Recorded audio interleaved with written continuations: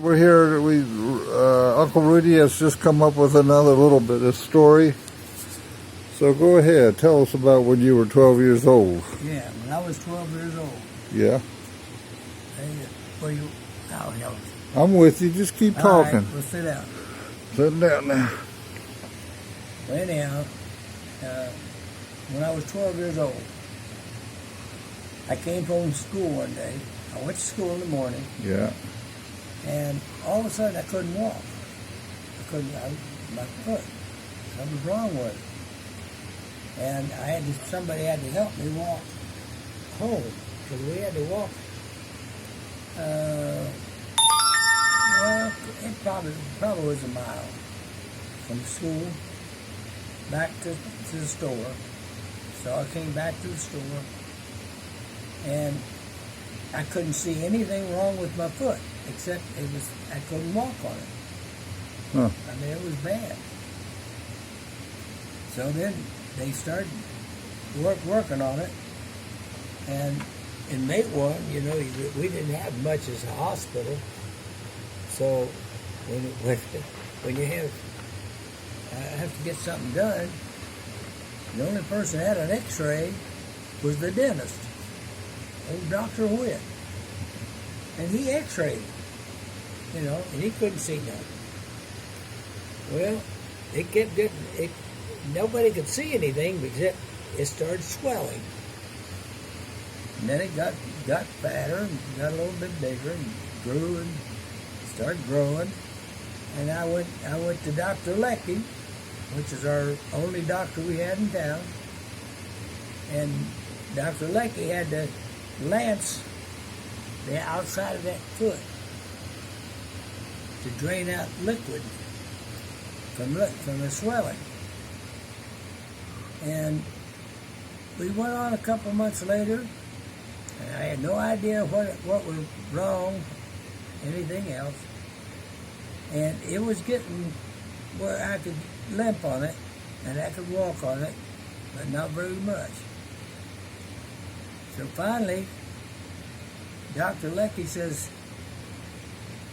I want you to go to the Williamson and have an X-ray. They had an X-ray machine in Williamson Hospital. So Mom took me down there. I don't know how we got down there, but we probably rode a bus, because everything, that's the only way you could get around. We had a bus that went from Matewan to Williamson. And actually, when I was a kid, they had a bus that went to Red Jacket, Matewan. You could ride anywhere you wanted to go on a bus. And it was only like a dime. Well, anyhow, I went down there and I got the X-ray. What was that? I don't know. Don't worry about it. They got it X-rayed. And Dr. Easley at the hospital in Williamson, he was the doctor that was checking me. And he looked at it, and he had a hole in the bone. So he went in and took me into surgery and put me to sleep with ether, direct ether in a mask. Makes you throw up, makes you have sick, makes you do everything. And makes you fight. Because, believe me, you don't want to take it. Because it's almost like gassing you. But anyhow, he went in there and he opened it up. And he told me afterwards, he says that they cleaned it all out. There's a big hole. It says he could have put a hard-boiled egg in that hole. That's how big it was. And he put a packing in it. And then Dr. Leckie, when I went back to him, because those doctors in those days, they did everything. They couldn't do much anyhow, but they worked on everything that they could. But anyhow, I went in there, and Dr. Leckie would take take that packing out of that hole. They'd pull it out about 1 inch and cut it off. And they'd every time to change a bandage. Until finally they got it all plugged out, got it out, and they'd have to go down there with a swab, a stick with a cotton on it, and clean that hole all out, keep it cold, and it got till it would rebuild itself. Because after you got that everything out of it, cleaned it, then it started growing back. And you said that was your 4F. That was my 4F, and Dr. Easley diagnosed it as osteomyelitis, and that's the only thing I knew, and that's all I could say. So that was when I went down to at 18 to the draft. I went to Columbus, and they stripped you down, ordered all your scars. You didn't have you had your birthday suit on. Nothing. And he wanted to see all the scars on your body.